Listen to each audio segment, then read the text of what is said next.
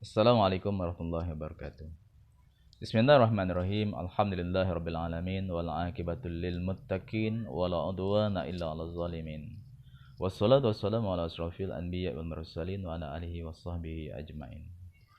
Pada kali ini saya ingin mengajak untuk kita berkongsi tentang suatu perkara, yaitu berkaitan dengan Al-Quran. Tuan-tuan dan puan-puan yang dirahmati sekalian, alhamdulillah pertamanya kita syukur kepada Allah Subhanahu bagi kita yang beramal dengan Al-Quran setiap hari, kita membacanya, kita memohon kepada Allah SWT agar kita diberikan istiqamah dengan amalan tersebut sehinggalah ke akhir hayat kita. Namun begitu tuan-tuan dan sekalian, saya ingin mengajak kepada kita hari ini, ya, untuk kita meneliti tentang satu daripada ayat Al-Quran yang Allah nyatakan di dalam surah Sad, iaitu surah yang ke-38, ayat yang ke-29. A'udzubillahi minasyaitonirrajim. Kitabun anzalnahu ilaika mubarakul liyadabbaru ayatihi waliyatazakkara ulul albab. Inilah kitab yang kami turunkan kepadamu wahai Muhammad, yang mengandungi keberkatan, yakni manfaat dan faedahnya yang banyak bagi orang-orang yang meneliti akan kandungan ayat-ayatnya.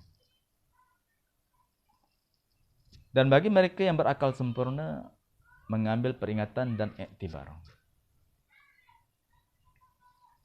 Daripada ayat ini, tuan-tuan sekalian, cuba kita ambil faham. Apakah poin-poin penting yang terkandung di dalamnya,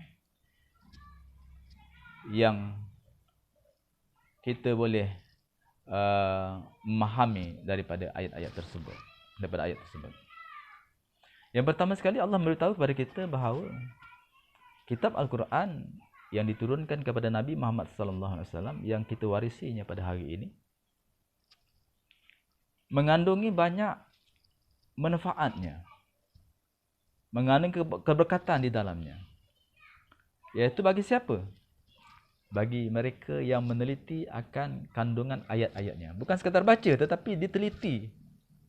Diteliti secara halus akan kandungan yang ada di dalam ayat tersebut. Apakah pesanan yang Allah nak sampaikan kepada kita? Ini dinamakan sebagai ilmu tadabbur, tuan-tuan sekalian. Kemudian di dalam ayat yang sama juga Allah memberitahu kepada kita bahawa bagi mereka yang berakal sempurna, mereka mengambil peringatan dan iktibar daripada ayat-ayat tersebut. Jadi setelah mana kita baca, kita memahami akan ayat-ayat yang kita baca, kemudian kita mengambil peringatan dan iktibar daripada ayat tersebut. Dan selanjutnya kita bertindak di dalam kehidupan kita berdasarkan kepada peringatan dan pesanan yang diperolehi daripada ayat yang kita baca setiap hari.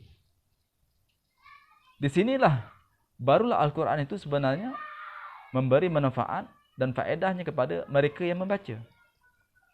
Kalau kita sekadar membaca, kemudian berlalu begitu saja, dan seterusnya kita baca lagi, dan kita biarkan terus juga, di manakah faedah yang kita nak ambil daripada bacaan tersebut? InsyaAllah dengan membaca kita dapat pahala. Tetapi kita nak ceritakan manfaat yang Allah sebutkan dalam ayat tadi. Bahawa Al-Quran itu mengandungi keberkatan di dalamnya. So kita nak ambil itu bagaimana? Kalau kita tidak tadabburkan ayat-ayatnya. Dan dalam setiap ayat yang kita baca tadi itu, ada iktibar yang seharusnya kita jadikan sebagai panduan dan pedoman di dalam kehidupan kita.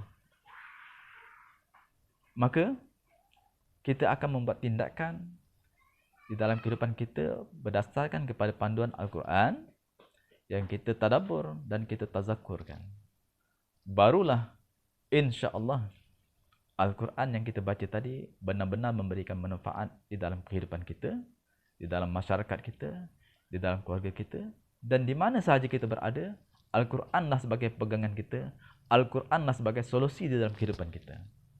InsyaAllah tuan-tuan sekalian, ini satu perkara yang bagi saya sangat penting untuk kita menjelajahi perkara ini dan kita jadikan sebagai satu azam yang baru di dalam kehidupan kita berdasarkan kepada kehidupan berpandukan kepada Al-Quran, insyaAllah. Sekian, Assalamualaikum warahmatullahi wabarakatuh. Mudah-mudahan ada manfaat untuk kita bersama.